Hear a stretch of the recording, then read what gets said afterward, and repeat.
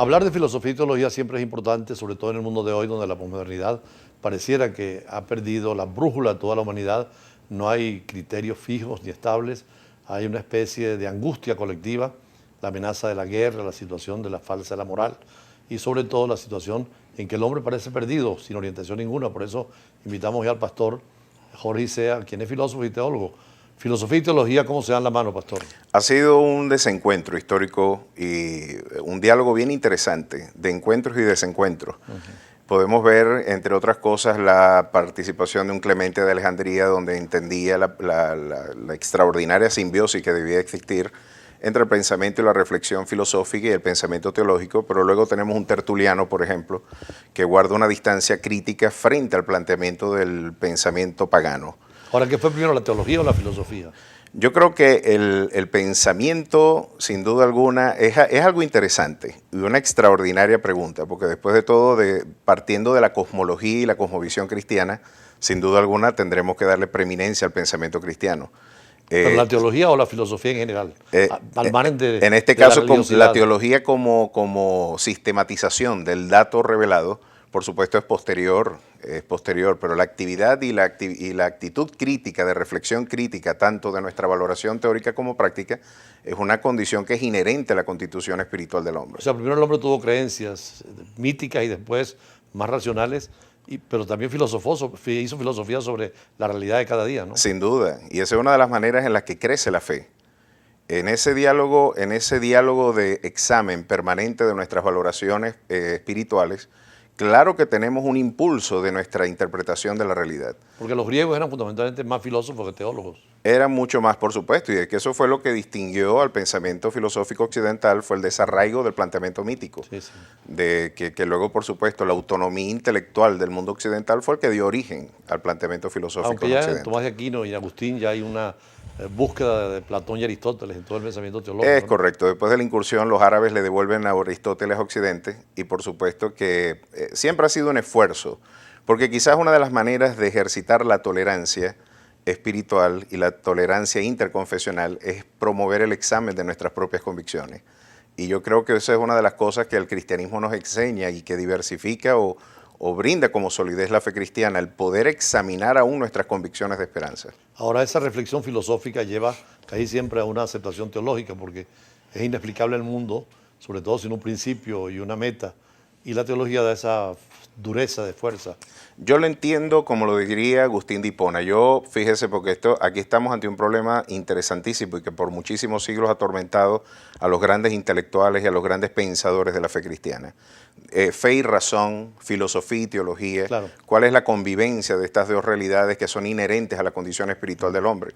Sin embargo, fíjese como lo diría Agustín de Hipona, yo no pienso o razono para creer, sino que yo creo para luego entender. Clemente de Alejandría iba por el mismo rumbo. No existe tal cosa como una racionalidad sin fe. Toda racionalidad tiene un punto de partida arbitrario, todo conjunto, todo sistema de ideas, un apotegma fundamental, un principio arquimédico desde el cual se construye un sistema de pensamiento, y desde nuestra perspectiva, la fe es la razón divina. Pero la duda siempre es necesaria, por eso Descartes rompe con ese pensamiento filosófico de la Edad Media, eminentemente teológico, hacia el mundo de la filosofía, ¿no? Por supuesto, por supuesto. Esa duda metódica que nosotros en la fe cristiana lo llamamos examen. Fíjese qué interesante, ¿no? Poder examinarlo todo, retener lo bueno, es el imperativo bíblico, y poder incluso examinarme a mí mismo si estoy en la fe. Esa actitud crítica le brindó a Occidente profundos aportes. Claro. Es interesante los aportes que tiene en el ámbito del pensamiento contemporáneo, en el mundo occidental. El concepto de persona humana, tal como lo conoció Occidente. Ese es un aporte que la fe cristiana... Todos los derechos humanos nacen de ahí. Michel Federico Siaka nos recuerda, el cristianismo le aportó al pensamiento occidental la idea de persona como realidad irreductible.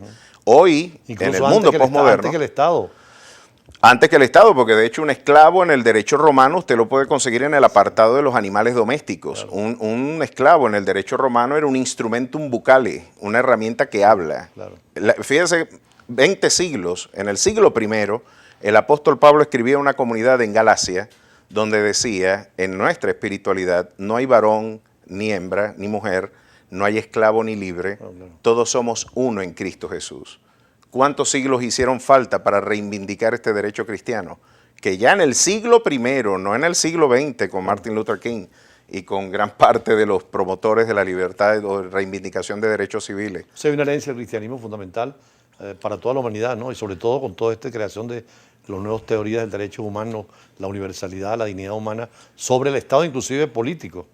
Sin duda, y yo considero, embajador, que gran parte de la crisis del mundo contemporáneo es el desarraigo que esa racionalidad argumentativa cartesiana, ese desarraigo en su afán de autonomía intelectual, desarraigando esos valores que le dieron estructura y sistematicidad a la dignidad humana en el mundo occidental, hoy ese desarraigo nos ha llevado de la muerte de Dios nietzscheano a la crisis del hombre post-Foucaultiano.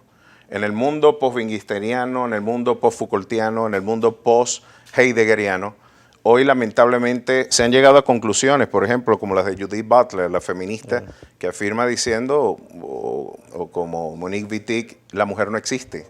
Es decir, ¿dónde queda esa hipóstasis, ese elemento esencial de la naturaleza humana? Simone de Beauvoir decía que la mujer no nace, sino se hace. Se llega a serlo, no se nace mujer, se llega a serlo. Todo el existencialismo parte de ese concepto. En el segundo sexo. Y que por supuesto, y con Jean-Paul Sartre vemos en la aniquilación de la noción de la esencia. Claro. Y bueno, podemos hoy ser cualquier cosa. La existencia, ¿no? La existencia precede la esencia. O sea, le quita todo ese valor espiritual que tenía toda la filosofía anterior. Por supuesto. Y a la teología, por supuesto. Por supuesto. Y de ahí viene la angustia y todo el nihilismo y el existencialismo, eso. No saber dónde se está, en un laberinto sin salida, ¿no? Bueno, y yo creo que no es solamente lo que esto comporta en el ámbito académico, porque podríamos estar hablando de ciertas entelequias, pero ¿cuáles son las implicaciones políticas de esas afirmaciones? Porque hoy, por ejemplo, frente al debate de ideología de género, donde hoy la esencia del hombre cabe cualquier cosa, hoy tenemos en Europa un hombre demandando el derecho de que sea reconocido como un transespecie, porque él considera que es un dálmata. Sí, sí. Entonces, hoy nos encontramos y hoy bajo la supuesta reivindicación de esos derechos humanos, tendríamos que preguntarnos, pero ¿dónde queda lo humano dentro de ese discurso post-Foucaultiano si ya la naturaleza del hombre quedó reducida a ser interpretada como una construcción intersubjetiva de la comunidad política? Por eso hablábamos de Zygmunt Bauman, el judío filósofo y sociólogo que nos habla de la sociedad líquida, de la modernidad líquida, donde no hay principios, no hay valores, no hay fundamentos y el ser humano está perdido totalmente. Esa crisis la tradujo muy bien un graffiti del mayo francés del año 68 que decía: cuando me aprendí todas las respuestas, me cambiaron todas las preguntas. Sí, sí. Famosísimo. O sea, el hombre está en una situación muy complicada. En una situación y tremenda. la política se expresa con eso. Fíjate lo de hoy, la situación que está planteada en el caso de Irán, casi una amenaza de una guerra nuclear. Sí, señor. Sin principios, sin unas Naciones Unidas que ponga orden y disciplina. Y al contrario, cada uno, por el poderío que tiene, es un realismo extremo del poder.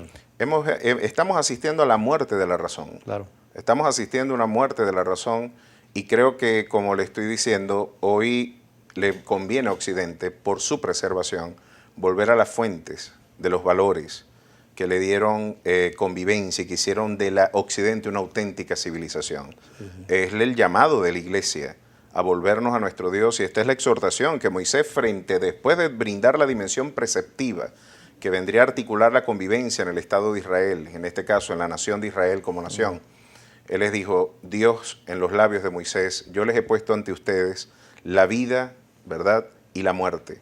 Les he puesto lo bueno y lo malo. Ya queda por parte del hombre en su autonomía moral elegir cuál es el rumbo que debe tener, pero nuestra exhortación es volver a esos valores donde sería imposible la convivencia política de no retomar esos valores que de alguna forma le dieron dignidad a la condición humana. Seguimos conversando con el pastor Jorge Isea sobre el tema del cristianismo, sobre todo el dilema filosófico y teológico, y vamos a un corte, pero seguimos con él en un interesante diálogo que a veces tenemos, pero que es fundamental porque las ideologías son el paradigma en la cual la sociedad se refleja y en la cual sirve para la acción diaria. Ya regresamos.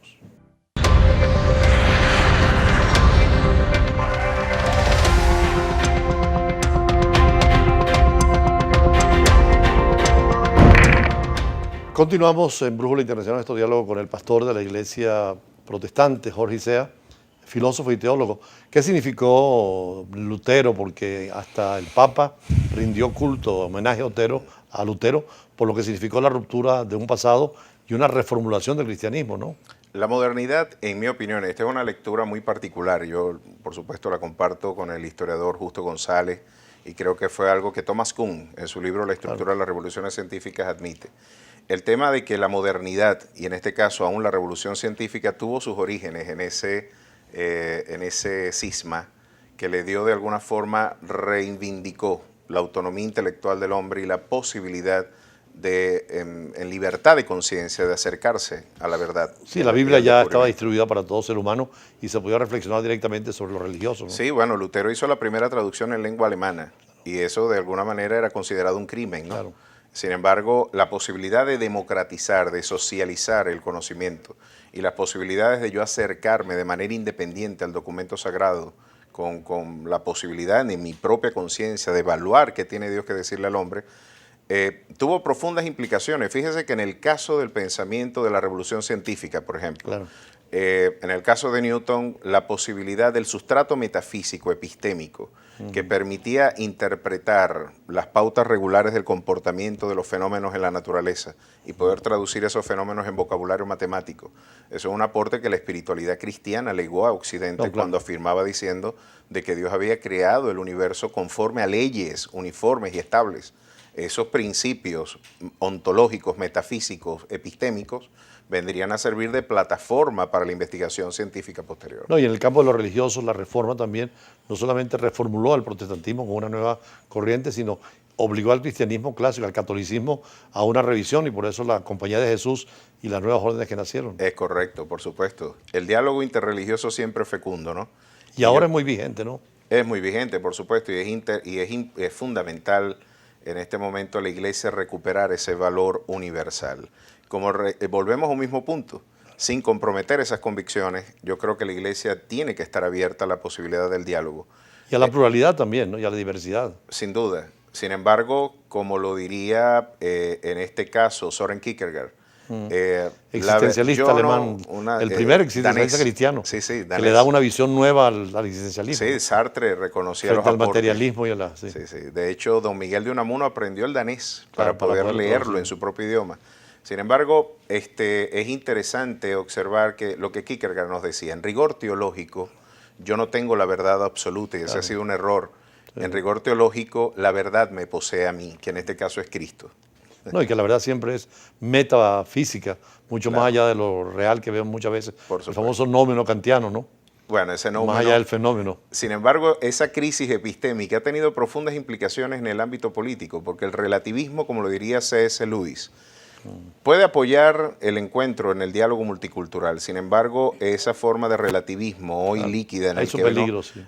Porque también puede justificar los totalitarismos. Nadie se sentiría más cómodo porque después de todo yo puedo justificar epistémicamente no solamente las causas más nobles, sino también los movimientos y los neototalitarismos que hoy tanto de derecha como de izquierda que pueden hoy atentar contra la dignidad del hombre. Eso que conversamos en la sociedad líquida de Bauman, pareciera que es una realidad en el sentido que se han perdido estos valores fundamentales.